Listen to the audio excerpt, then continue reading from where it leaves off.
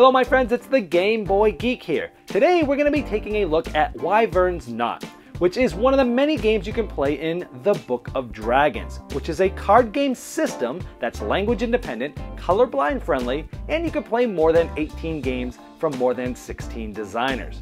Now in Wyvern's Knot, it is a 3 to 5 player cooperative game designed by Jonathan Gilmour and John Burns, where you're going to be trying to protect a dragon hatchery and try to enhance and do different things to stop the strike dragons from consuming them. Now I'm going to be doing a rule school, so I'm going to teach you how to set up and play the game so that you don't have to do so. So let's get started.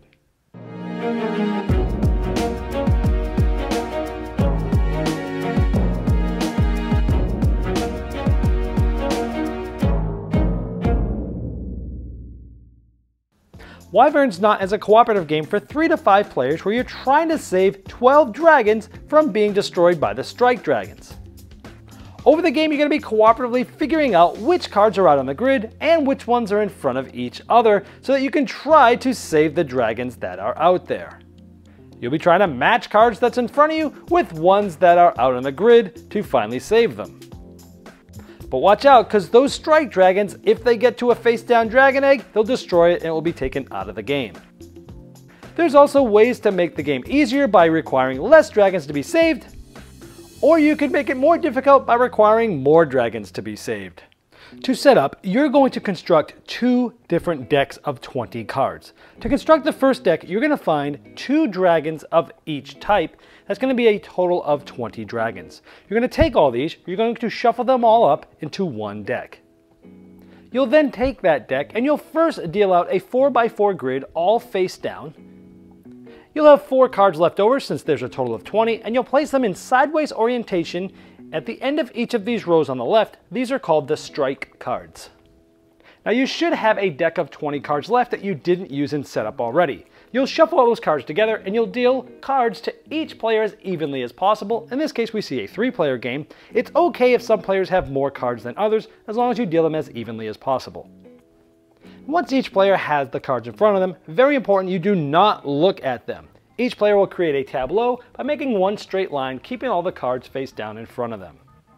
The first player to state that they're the first player gets to go first, otherwise the youngest player goes first. The object of the game is to save 12 of the 16 dragons in this grid.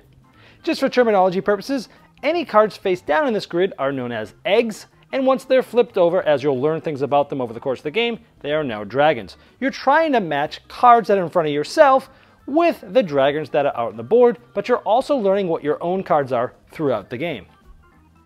Throughout the game, each player will take a turn where they can take one of 5 actions, and then turns will go clockwise. One of the possible actions you can take is Scout. When you scout, you look at any one of these face down cards that are in the grid secretly, only you get to look at it, and then you'll place it back face down, and you'll want to remember what dragon that is. And you can never say anything about what you've seen. After that, you're going to advance a strike dragon. These are the 4 strike dragons. When you advance them, you'll move any one of these to the right 1 column. So for example, if I wanted to advance this one, it would go just like that. As strike dragons move, they will eventually get to the end. Once they're moved from this 4th column, they go to the 5th column and they flip over so you can see which dragon they are. Now if this strike dragon gets moved, it'll go 1 space to the left. If ever a face-up strike dragon goes on top of a face-down card, which is a dragon egg, this card is removed from the game, which is very bad because that means you cannot save them and you're trying to get 12 of these saved. And also, if there's ever a strike dragon on top of a card, it can never be looked at or revealed. Once a strike dragon makes it all the way to the left, it's considered gone. Once all 4 strike dragons get all the way to the end and come back once they're revealed, that's one way to end the game. Also keep in mind, anytime you move a strike dragon, you can move any of the ones that are still available. Now remember, on your turn you're only taking 1 action and then it's going clockwise to the next player, but one of the other actions you can possibly take is called research. When researching, there's 3 different things you can do. One of them is you can look at a card in front of another player. So let's say this was a different player from me. Basically, you would take it and turn it face up. A different way would be to look at secretly a card in front of a different player and then place it down back in front of that player face down. and then point at one of the dragons in the grid, or maybe one of the strike dragons, to tell them that there's a match there. And remember, you might know what some of these are because you may have scouted it like the first action, which was secretly looking at one of those cards and putting it face down. So I might know that this is the one of his match, and I would let them know that.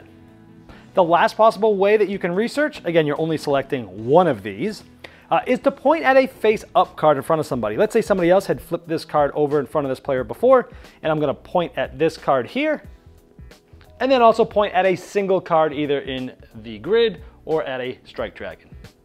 Now, just like at the end of the scout action, which you've already learned, at the end of the research action, regardless of which of the three ways you performed the research, you'll then advance any one of the strike dragons of your choice, like previously shown.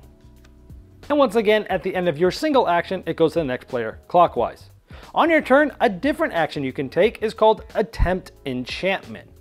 And when you do this, you select either a face-up or face-down dragon in front of you with one hand, and then with the other hand, you will select a dragon in the grid. At that point, you'd flip both the cards you've selected face-up if they're not already face-up, and see if they match. In this case, let's say they did.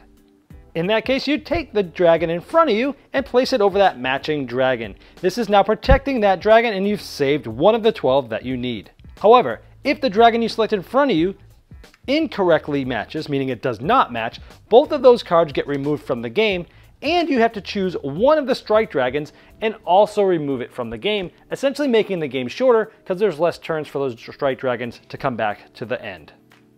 Now, another type of enchantment that you could possibly do, again, this is a separate action and you're only doing one of these on your turn, is called a wild enchantment. And you do this when you're trying to match a face down card in front of you with one of the strike dragons that's face up out in the board.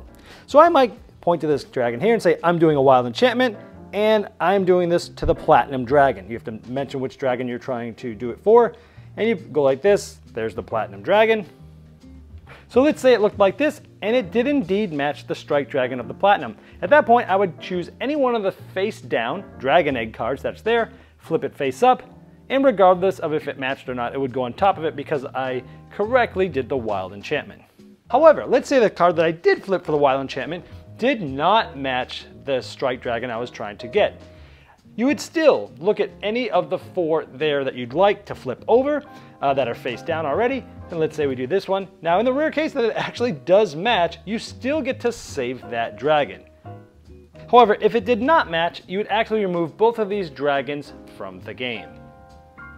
And also keep in mind, anytime you do an enchantment or a wild enchantment, the strike dragons do not move on those turns. The last possible action you could take is distraction. Now remember, these strike dragons are going this way face down. Once they get here, they face up, and every time that they're moved, they go towards the left. Now let's say this strike dragon is here. You can distract that strike dragon by playing a face-up card that matches that strike dragon from in front of you and discarding it out of the game. When you do that, this strike dragon will move back one spot. Now remember, this egg is saved, so it doesn't do anything bad, and it gives you a little bit more time to try to save these dragon eggs before the strike dragon goes on top of them, because remember, anytime a strike dragon goes on top of a dragon egg, it is discarded from the game and destroyed. If a strike dragon has just gotten to the 5th column and flipped itself over to reveal itself, you cannot move it backwards like this with distraction. You can only distract strike dragons that are flipped over and are at least in the 4th column heading back this way. Also, once a strike dragon gets to the end, it gets removed from the game, and obviously you cannot distract it then. You win if you're able to save the 12 dragons. It also ends when the last strike dragon has been removed, and obviously you'll lose if you did not get 12 dragons saved. You can make the game easier by using different amounts of dragons to win. You could lower it to 10 to win, or you could lower it to 8 if playing with young children. You can also ratchet up the difficulty by needing 14 dragons to win, or make it extremely difficult and get all 16 dragons saved. Well, I hope this helped you dive right into Wyvern's knot and get to the fun quicker by allowing me to teach the rules for you. If you have more questions, I've placed a link in the description of this video below me, and that's the best place to ask them because not only will I see them and be notified, but so will the publishers and sometimes the designers.